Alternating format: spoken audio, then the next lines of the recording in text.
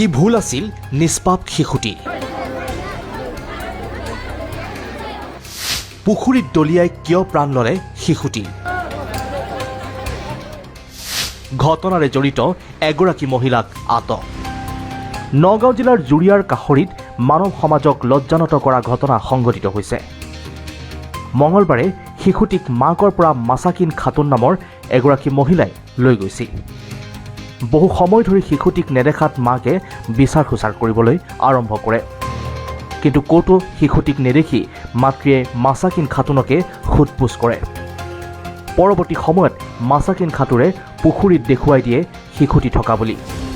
আৰু স্থানীয় ৰাইজৰ সহযোগত পুখুৰীৰ পৰা শিশুটিৰ নিথৰ দেহ উদ্ধাৰ কৰে ৰাইজে এই ঘটনাক লৈ সৃষ্টি হয় চাঞ্চল্যৰ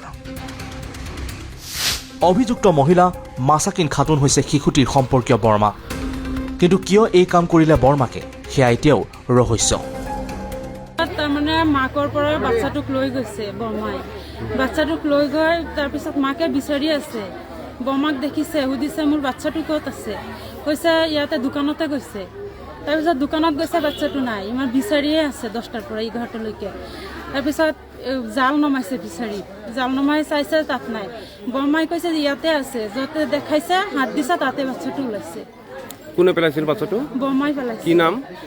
মাছাকিন না এই গাঁওখনৰ নাম কি কলনী কাহুৰি এতিয়া কি দাবী জনাব আপুনি চৰকাৰৰ ওচৰত বিচাৰ লাগে ইমান সৰু বাচ্চাটোক মাৰিছে বিচাৰ লাগে বাচ্চাটোৰ বয়স কিমান হ'ব 3.5 বছৰ 3.5 বছৰ না